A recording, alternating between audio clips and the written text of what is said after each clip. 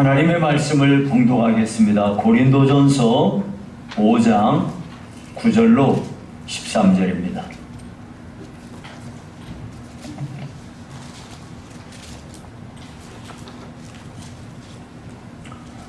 고린도전서 5장 9절로 13절을 제가 봉독해 드리겠습니다. 내가 너희에게 쓴 편지에 음행하는 자들을 사귀지 말라 하였거니와 이 말은 이 세상에 음행하는 자들이나 탐하는 자들이나 속여 빼앗는 자들이나 우상 숭배하는 자들을 도무지 사귀지 말라 하는 것이 아니니 만일 그리하려면 너희가 세상 밖으로 나가야 할 것이라. 이제 내가 너희에게 쓴 것은 만일 어떤 형제라 일컫는 자가 음행하거나 탐욕을 부리거나 우상 숭배를 하거나 모욕하거나 술 취하거나 속여 빼앗거든 사귀지도 말고 그런 자와는 함께 먹지도 말라 함이라. 밖에 있는 사람들을 판단하는 것이야 내게 무슨 상관이 있으리요마는 교회 안에 있는 사람들이야 너희가 판단하지 아니하랴? 밖에 있는 사람들은 하나님이 심판하시려니와 이 악한 사람은 너희 중에서 내쫓으라. 아멘.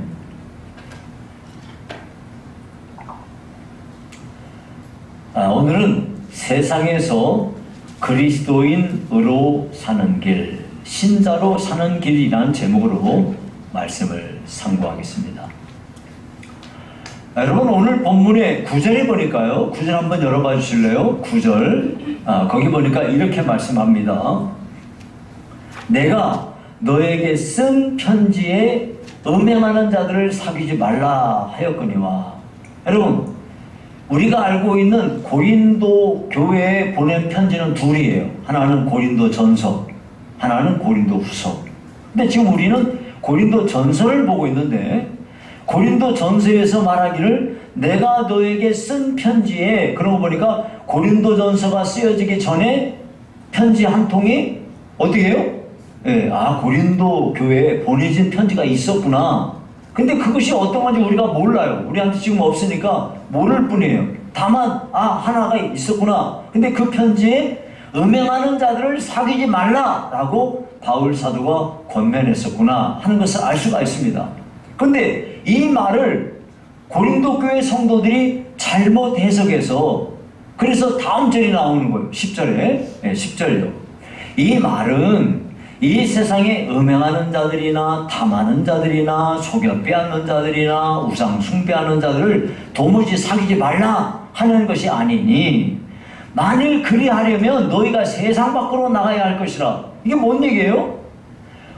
세상에는요 어디를 가든지 거기가 어디든지 거기에는 탐하는 자들도 있고 음행하는 자들도 있고 속여 빼앗는 자들도 있고 우상 숭배하는 자들도 있고 이런 자들이 다 있는데 겉으로는 표시가 안 날 뿐이지 속 내면은 인간은 어디를 가든지 부패하고 타락한 존재이기 때문에 이런 거는 인간이 사는 어디에나 다 있다 이거예요. 만약에 이런 사람들하고 사귀지 않고 싶어? 그러면 네가 세상 밖으로 나가야 돼. 이 말이 뭔 말이에요?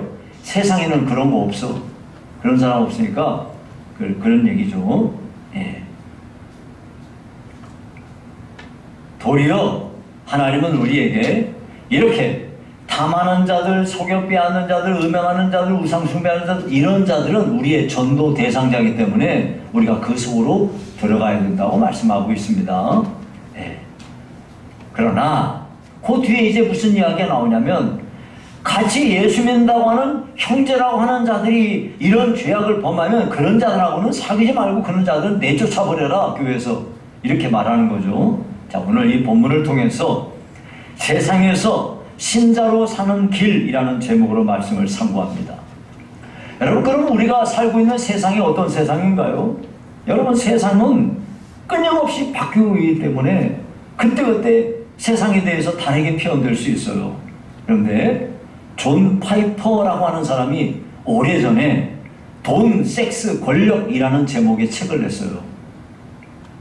이 책에 따르면 사람들은 본능적으로 세 가지에 대해 강력하게 끌린다는 겁니다. 돈과 섹스와 권력에 끌린다는 거예요.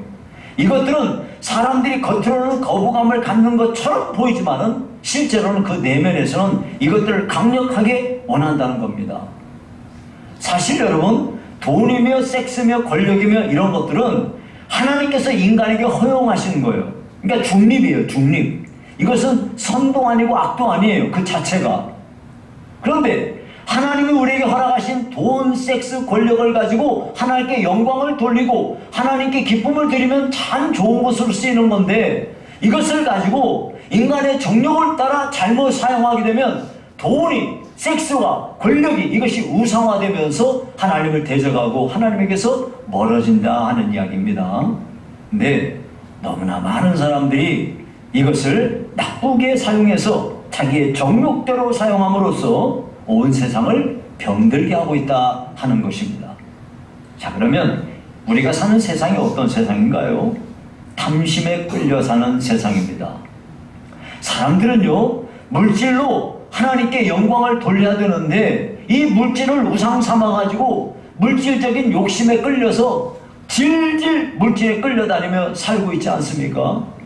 이 돈에 대한 욕심 때문에 가정이 파괴되고 사회생활이 무질서해지고 모든 인간관계가 파괴되지 않습니까? 이모당 교수가 쓴 중국의 장자 이야기라고 하는 글에 이런 글이 실려 있어요. 장자가요, 조웅이라는 지방을 가면서 활을 메고 가고 있어요. 근데 갑자기 독수리가 날개가 한 2m나 되는 엄청나게 큰 독수리가 확 자기 앞으로 날아오더니 뒤로 샥 날아가는 거예요. 너무나 깜짝 놀라가지고 뒤를 싹 돌아봤더니 이 큰 독수리가 숲속에 와서 앉는 게 아니겠어요? 그래서 이 순간적으로 장자는 활에다가 화살을 활시에 딱 얹고 독수리에게로 살금살금 다가갔습니다. 이제 거리가 되기 때문에 활시를 당기려고 하는데 그때까지도 독수리가 전혀 자기를 못 알아차리는 거야.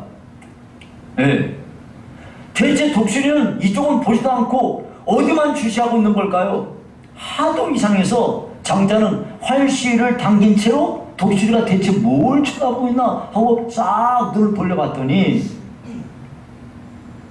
독수리가 사막 위의 일종인 범아제비라고 하는 벌레를 노려보고 있는 게 아니겠어요? 그러니까 이 독수리가요, 이 벌레 잡아먹을 욕심에 정신이 팔려가지고 자기 죽을 생각은 하지도 못하고 장자가 자기를 겨누고 있는 화살은 전혀 인식하지 못했다는 겁니다. 그런데 자세히 보니까 그 범아제비 앞에 매미 한 마리가 있는 거예요.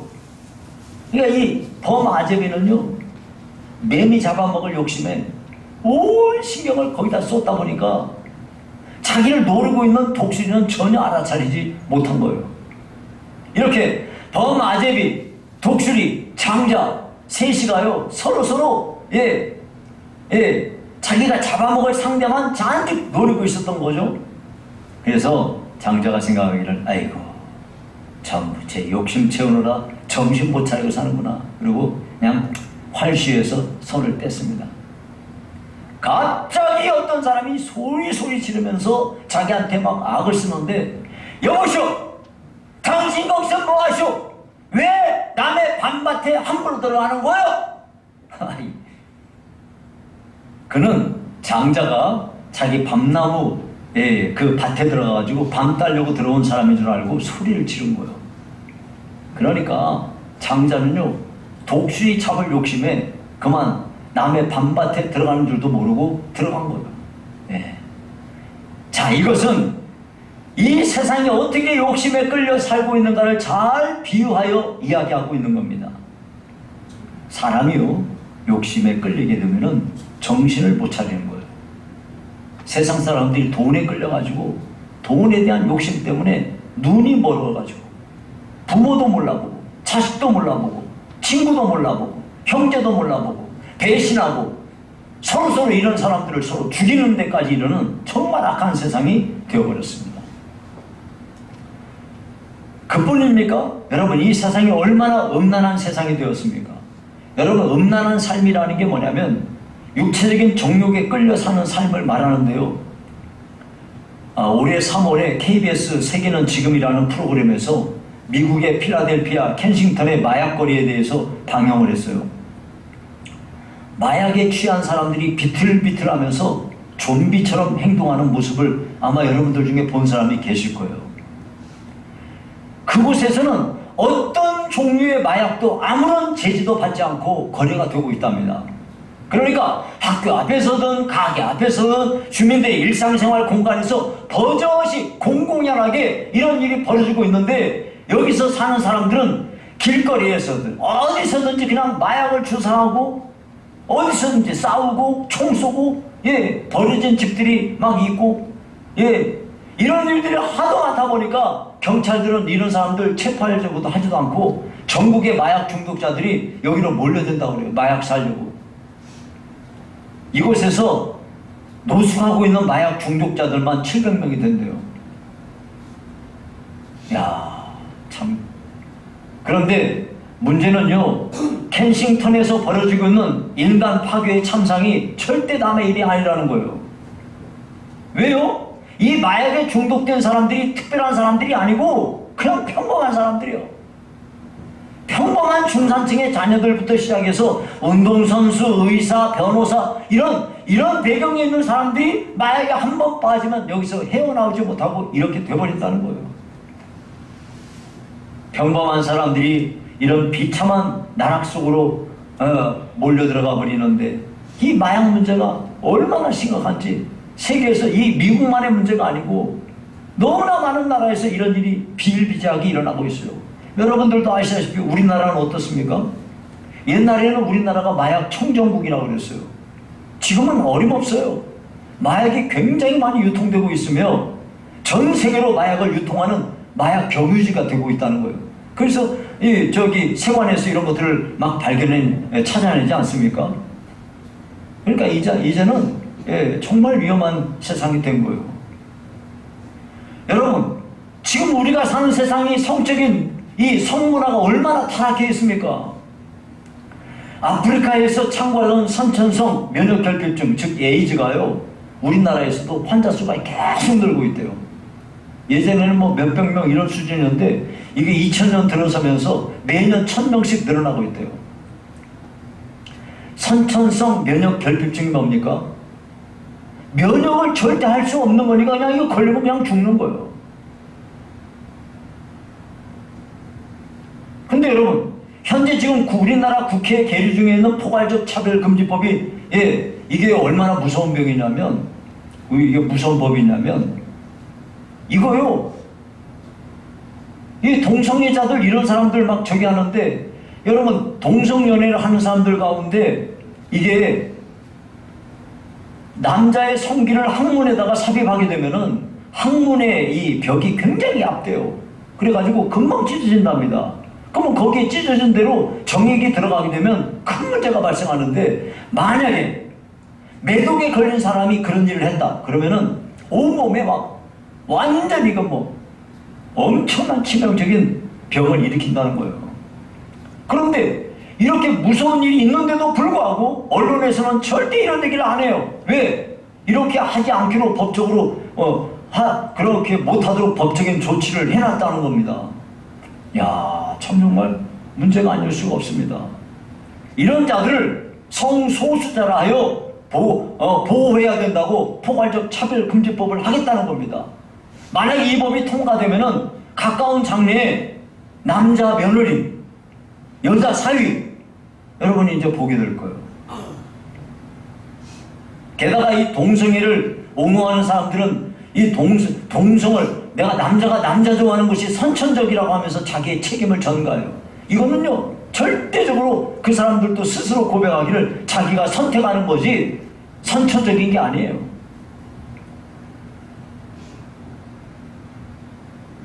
여러분, 이 법이 통과되면 이제는 동물과 성관계하는 사람도 성소수자로 보호를 받아요.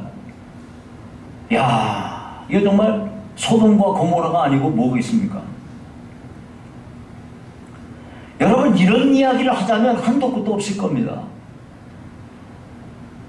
그런데 한 가지 분명한 거는 이러한 악한 일들이 점점 더 그 도가 강해지며 확대되고 더 전 세계적으로 퍼지고 있다는 것이에요. 우리는 이러한 세상 속에서 살고 있어요.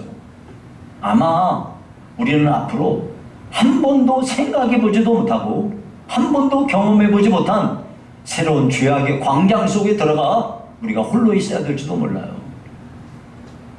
우리는 사실 결국은 안 믿는 사람들과 살아야 됩니다. 예. 그런데 이 안 믿는 사람들이 추구하는 세상이 정말 무시무시한 죄악의 강도가 더해져 가고 있으니 우리가 이러한 때에 이런 세상 속에서 그리스도인이 어떻게 살아야 되겠습니까? 자, 여러분, 우리 그리스도인이 사는 삶의 방식은 세 가지가 있어요. 예. 첫 번째가 뭐냐면 제가 해줬을 건데, 예. 첫 번째가 뭐냐면 세속적인 그리스도인으로 사는 길이에요.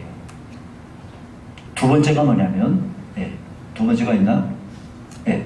두 번째, 세속적인 세상을 떠나 은둔하며 사는 길.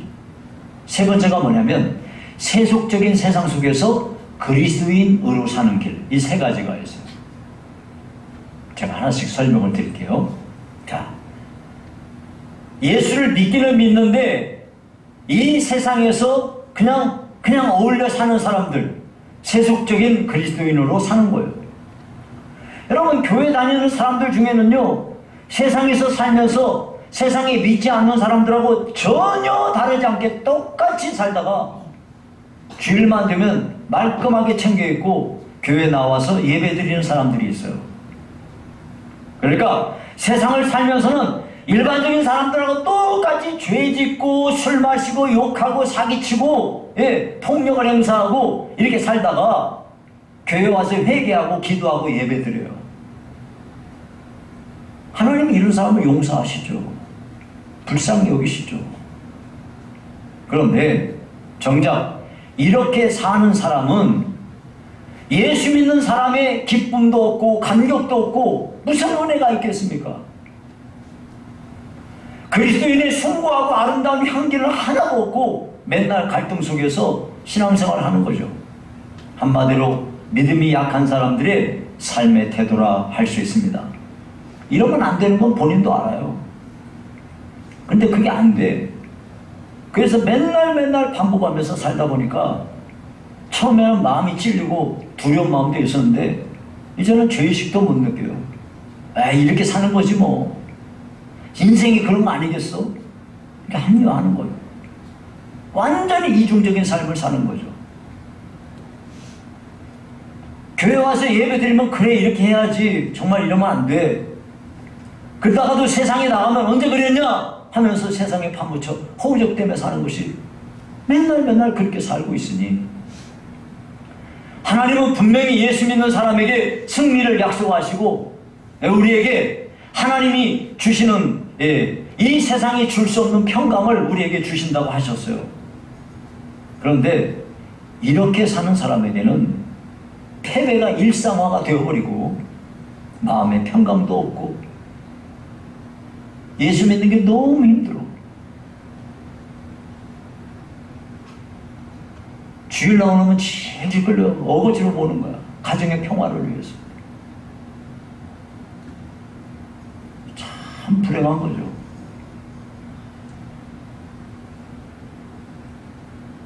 두 번째가요, 세속적인 세상을 떠나 은둔하며 사는 길이에요. 어떤 사람들은요, 이 세상에서 사는 게 너무 회의가 되는 거야. 너무 죄악이 관영해 있어. 이렇게 더러운 세상에서 살고 싶지 않아. 그래서 어떻게 하면 내가 하나님을 바르게 예배하고 거룩하고 숭고하게 살 수 있을까 생각해가지고 이런 걸 추구하는 사람들이 있어요. 그래서 그런 그리스도인 공동체가 세계에 여러 군데 있습니다. 그래서 어떤 사람들은 기도원에 들어가 생활하는 사람이 있어요. 아예 그냥 기도원에 들어가는 거야. 직장도 다 그냥 다 사직하고. 어떤 사람들은 수도원에 들어갑니다. 어떤 사람은 신부처럼, 어떤 사람은 수녀처럼 되기 위해서 결혼도 안 하기로 하나님께 서원하고, 그리고 전도사나 목사가 돼가지고 그렇게 하는 사람들도 종종 있어요.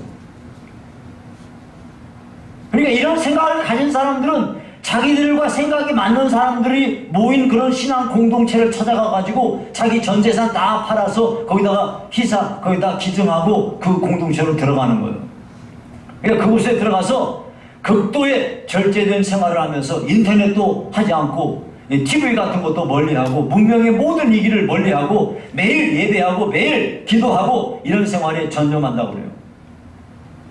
근데요, 참 정말 희한한 것이 이렇게 하는 사람들은요, 교회사 역사를 보면요, 옛날부터 있었어요. 옛날부터 쭉 있어요. 갑자기 나온 게 아니고 옛날부터 계속 있어요. 여러분, 예수님 당시에도 SNF파라고 있어요. 이게 바로 그런 사람들이에요. 예. 이 SNF파 사람들이 바로 똑같이 이런 일을 위해서 자기들끼리 모인 이 신앙 공동체였어요.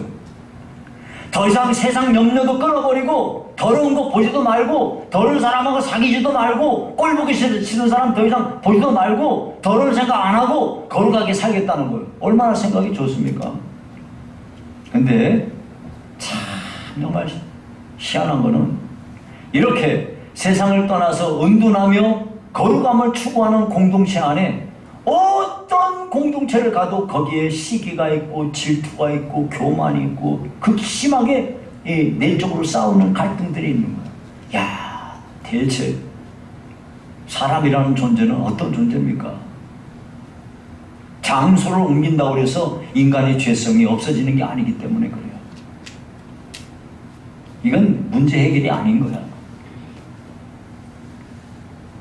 그래서 예수님이 우리에게 가르쳐 주신 길이 있어요. 그게 바로 세 번째인데, 세속적인 세상 속에서 신자로 사는 거예요.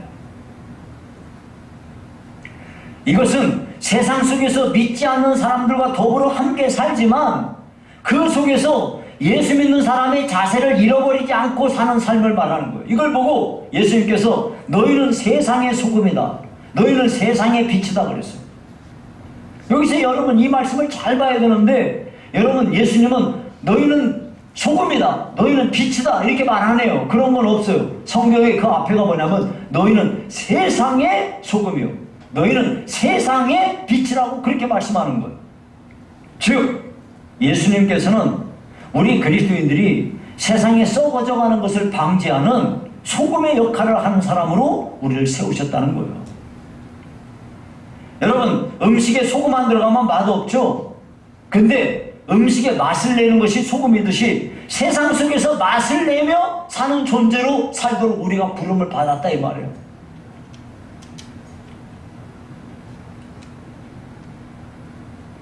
더불어서 우리 주님은 우리를 이 어두운 세상을 밝히는 빛으로서 살아가도록 우리를 부르신 겁니다.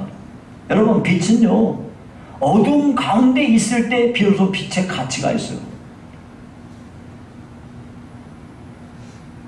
정리하자면 그리스도인은요, 세속적인 세상의 문화 속에서 동화되는 사람이 아니라, 내가 세상에서 살기는 살지만 세상 유행 따라 사는 게 아니라 도리어 유행을 만들어가는 사람으로 살고, 세상에 타락한 거기에 내가 들어가서 나도 타락해버리는 게 아니라 세상의 타락을 방지하는 사람이요, 세상의 어둠을 밝히는 사람으로 살도록 부름받았다는 것입니다.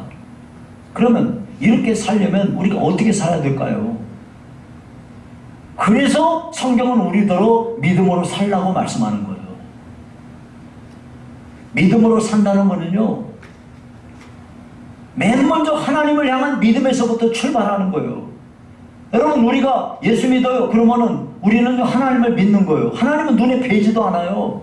우리 뭐 피부로 느껴져요? 아니에요. 그런 거 아니에요. 뭐 소리가 들려요? 아니에요. 그런 거 아니에요.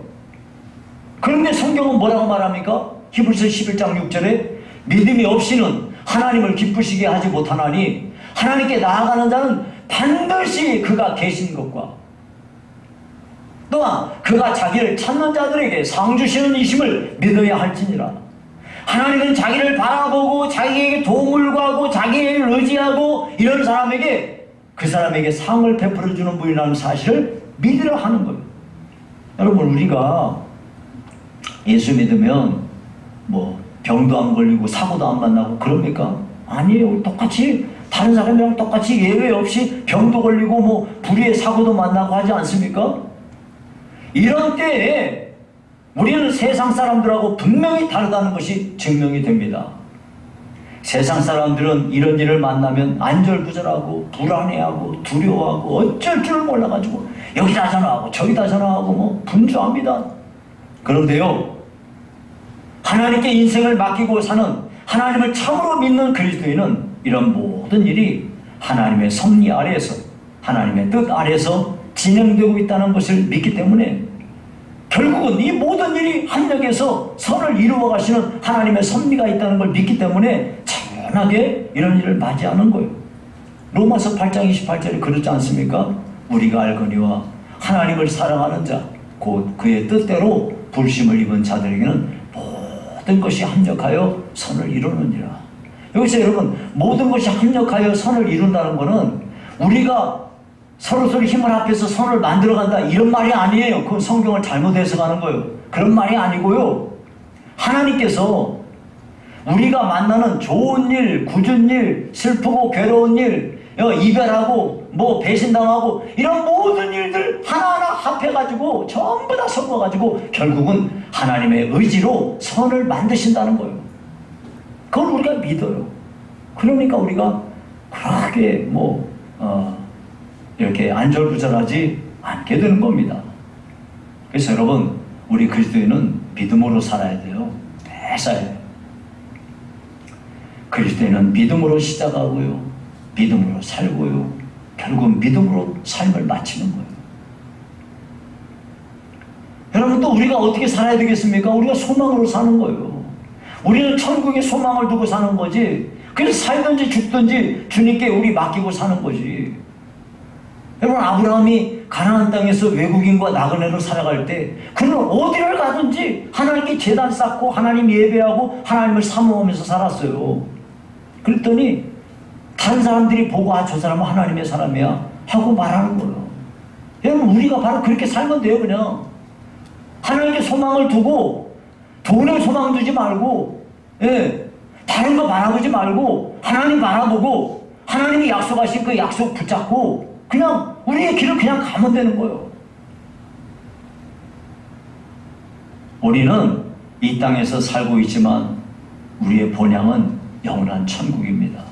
그래서 우리는 늘 주님 바라보고 마음속에 주님을 사모하고 하늘 백성으로 이 땅에서 사는 겁니다. 말씀을 맺습니다. 하나님은 비록 이 세상이 병들고 타락했지만은 이 타락한 세상을 사는 사람들과 모든 관계를 끊어버려라 이렇게 말씀하는 게 아니에요.